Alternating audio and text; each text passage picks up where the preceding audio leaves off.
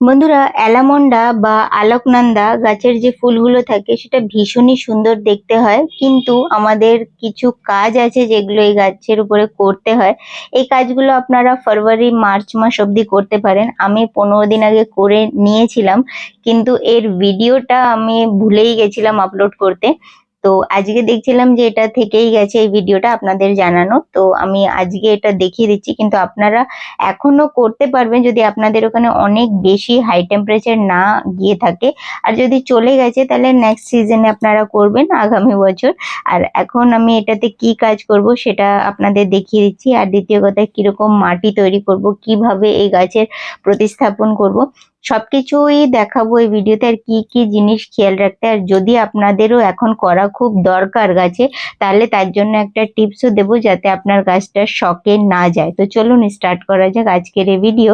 তার আগে নমস্কার বন্ধুরা, আমি প্রিয়া আর আমার চ্যানেলে আপনাদের স্বাগত জানাচ্ছি। বন্ধুরা, এই সময় যে কাজগুলো আমরা করি, মানে আমি মার্চ বা ফেব্রুয়ারি মাস, আমি মার্চ মাস অব্দি করে নিয়েছিলাম। এখন গাছের গ্রোথও স্টার্ট হয়ে গেছে। কিন্তু ব্যাপারটা হচ্ছে, যদি আপনারা লেট হয়ে গেছেন, যে করেননি এখনো বা জানেন না, তাহলে দেখে নিন যে জিনিসটা কি করতে হয়। আর যদি এখনো করতে চান তাহলে করতে পারবেন, কিন্তু কি কি জিনিস খেয়াল রাখতে হবে সেটাও বলবো।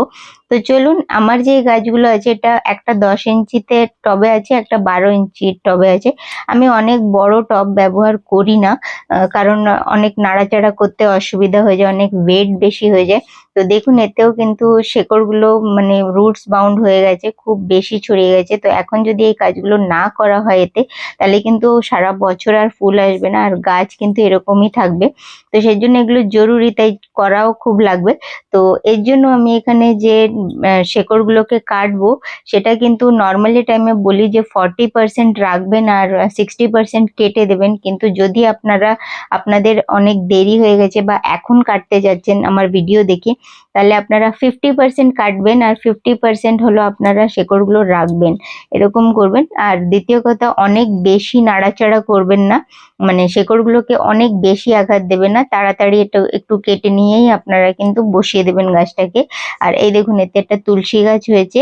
আর খুব ভালোই মানে গাছের কন্ডিশনটা ছিল, যেহেতু রুটস বাউন্ড আর সব গাছই আমার অনেক ছোট ছোট টবেই লাগানো, সেই জন্য আমার এগুলো করতে হয়। যদি আপনাদের অনেক বড় সাইজের টব রাখার জায়গা আছে, যেমন 16 ইঞ্চি বা 18 ইঞ্চি, তো আপনারা ওইভাবে যদি বসাচ্ছেন তাহলে প্রত্যেক বছর করতে লাগে না।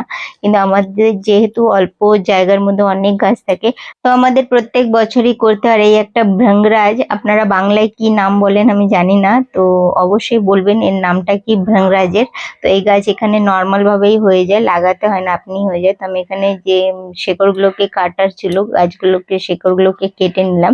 এবার আসছি যে এর গাছগুলোকে দেখুন, অনেক বেশি কিন্তু শেকড় কাটা হয়নি, অল্প পরিমাণেই কাটা হয়েছে, মানে 50% মতো কাটা হয়েছে। এবার আসবো যে এর জন্য একটা পটিং মিক্স, কারণ পটিং মিক্সটা কিন্তু ভীষণ ইম্পর্টেন্ট পুরো গাছের গ্রোথের জন্য। পটিং মিক্সটাই সব থেকে বেশি কাজ করে। তো তার জন্য আমরা যে পটিং মিক্সটা তৈরি করব, সেটা কিরকম করতে হবে, আপনাদের যে পুরনো টবের মাটি থাকে সেগুলো কখনোই ফেলবেন না। সেই পুরনো মাটি আপনারা যতটা নিচ্ছেন, তার 1/2% আপনাদের হলো কোকোপিট, হাফ ভার্মি কম্পোস্ট। যদি আপনাদের ওখানে এঁটেল মাটি থাকে তাহলে আপনারা বালিও মেশাতে পারবেন হাফ। এখানে আমি 2 মুঠো মতো নিমখোল দিয়ে দিলাম। নিমখোল কিন্তু আমাদের গাছের মানে পোকামাকড়ের থেকে রক্ষা করে। আর এখানে 1 চামচ মতো ফাঙ্গিসাইড পাউডার দিলাম। আর এই যে পটিং মিক্স, এর মধ্যে আপনারা লাগাতে পারবেন গাছ, আর গ্রোথও হবে। কিন্তু আমি আরো কিছু নিউট্রিশনস দিচ্ছি। এখানে শিংকুচি দিলাম 1 মুঠো মতো। শিংকুচিতে ভালো পরিমাণে নাইট্রোজেন থাকে। তার সঙ্গে হাড়ের গুঁড়ো দিলাম 1 মুঠো মতো। হাড়ের গুঁড়োতে কিন্তু ক্যালসিয়াম আর ফসফরাস থাকে। তার সঙ্গে আমি 1 মুঠো মতো সর্ষের খোল দিচ্ছি। সর্ষের খোলের মধ্যে কিন্তু NPK 4:1 রেশিও থাকে, যেটা গাছের ওভারঅল গ্রোথের জন্য কাজ করবে। আর অনেকেই বলবে অনেক গরম হয়ে গেছে, তো এখনো কি আমরা সর্ষের খোল দিতে পারবো? তো হ্যাঁ, আপনারা জুন মাস মানে পড়ে গেলে দিতে পারবেন না, আর জুন মাসে এমনিও আমরা প্রতিস্থাপন করি না কোনো গাছ। তো আমরা হলো মে মাসের 15 তারিখ অবধি সর্ষের খোল দিলে গাছে কোনো সেরকম ক্ষতি হবে না।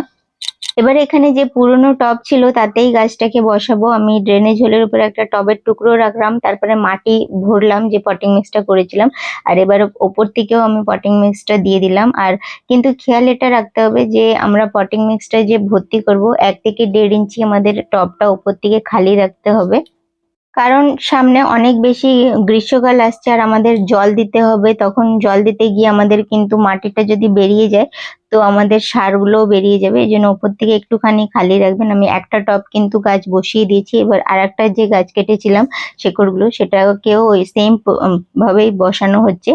আর এই জিনিসটা এখন আমি আরেকটা টিপস এখানে বলছি, যদি আপনারা এই ভিডিও দেখে প্রতিস্থাপন করছেন, কারণ আমি অলরেডি 15 দিন আগে করে দিয়েছি প্রতিস্থাপন আর আমার নতুন গাছের গ্রোথ স্টার্টও হয়ে গেছে। তো আপনারা যদি এখন দেখে করছেন তাহলে আপনারা কি করবেন, গাছটাকে অন্তত 4 থেকে 5 দিন বা 1 সপ্তাহ পর্যন্ত একটু শেড জায়গায় রাখবেন, মানে ডাইরেক্ট রোদ যেন না পায়। আর একটা জিনিস যদি দেখছেন তাও যদি আপনার গাছে মানে শকে চলে গেছে বা গ্রোথ একদম হচ্ছে না বা কিছু এরকম মনে হচ্ছে দেখে, তখন সেই ক্ষেত্রে আপনারা হাইড্রোজেন পেরক্সাইড নিয়ে আসবেন। ওটা 1 লিটার জলে 5 ml মতন মিশিয়ে সেই জলটা পুরো গাছটাকে চান করাবেন আর গাছের মাটিতেও দিয়ে দেবেন। এবার আমি এখানে গাছে জলও দিয়ে দিয়েছি। এবার দেখুন এই গাছটার এই ব্রাঞ্চটার ডাইব্যাক সমস্যা দেখা গেছিল, উপর থেকে পুরো শুকিয়ে যাচ্ছে আর নিচ থেকে সবুজ আছে। তো এই গাছকে এখন কিন্তু প্রুনিং করছি, মানে ভালো করে এখানে আমি হার্ড প্রুনিংই করে দেবো। যে এক্সট্রা যে ব্রাঞ্চগুলো আছে বা শুকিয়ে গেছে এরকম ডাইব্যাক সমস্যা দেখা গেছে, সব ব্রাঞ্চগুলোকে আমি এখানে কেটে গাছটাকে অনেকটাই ছোট করে দেবো। আপনারা আপনাদের হিসাব মতো গাছের সাইজ রাখতে পারেন, কিন্তু একটা স্ট্যান্ডার্ড সাইজ যদি বলবো 1.5 থেকে 2 ফুট হাইট রাখবেন। তার থেকে ছোট করলে অনেক সময় গাছের গ্রোথ হতে একটু অসুবিধা হয়ে যায়। এতটা সাইজ রাখলে আপনাদের গাছের গ্রোথটা খুব ভালোভাবেই হবে। 1.5 ফুট থেকে গাছের সাইজটা ছোট করবেন না, ওর থেকে বড়ই রাখবেন, কারণ তারপরে একটু নতুন গ্রোথ হলেই তখন গাছ আরো বড় হয়ে যায়। এই জন্য আমি বেশিরভাগ 2 ফুট মতো কি 1.5 ফুট মতোই সাইজ রাখি। আপনারা তারপরে আপনাদের হিসাব মতো করবেন। ব্রাঞ্চগুলো এখানে কেটে দিচ্ছি। এই যে যত ডাইব্যাক সমস্যার যে ব্রাঞ্চগুলো ছিল সবগুলোকেই পরিষ্কার করে নিয়েছি, নাহলে কিন্তু এইগুলো দিয়েই গাছ আরো শুকনো স্টার্ট হয়ে যায়। আর তারপরে আমি যেটা করব, এখানে ব্রাঞ্চগুলো কাটা হয়ে গেছে, ভালো করেই পরিষ্কার করে দিয়েছি। এই ব্রাঞ্চগুলো দিয়েও আপনারা ডাল থেকে চারাও তৈরি করতে পারবেন, খুব সহজেই হয়ে যায়। আমার গত বছর ভিডিও শেয়ার করেছিলাম। তো এখানে আমি সাফ ফাঙ্গিসাইড নিয়ে নিচ্ছি। 1-2 ফোঁটা জল আমি মিক্স করলাম হাফ চামচে, আর তারপর একটা পেস্ট তৈরি করে নিলাম।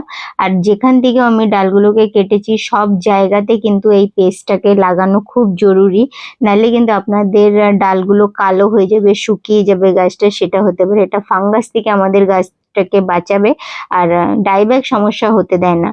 ব্যাস এইভাবেই আপনারাও কেয়ার করুন আর শেডে রাখবেন অবশ্যই। এখন অন্তত 6-7 দিন বা 5 দিন 4 দিন যতটাও আপনারা দেখছেন যে নতুন গ্রোথ স্টার্ট হয়ে গেছে তখন আপনারা রোদ দিয়ে রেখে দেবেন। ব্যাস এটাই হলো আমার আজকের এই ভিডিও। যদি ভিডিওটা আপনাদের ভালো লেগে থাকে তাহলে আপনারা লাইক আর শেয়ার করা একদম ভুলবেন না। আর যদি আপনারা আমার চ্যানেলে নতুন ভিজিট করছেন তাহলে চ্যানেলটাকে সাবস্ক্রাইব করে বেল আইকনটাকেও টিপে দিন, তাহলে আপনারা আমার এই ধরনের ভিডিও সবার আগে দেখতে পাবেন। আর ভিডিওটা দেখার জন্য ধন্যবাদ।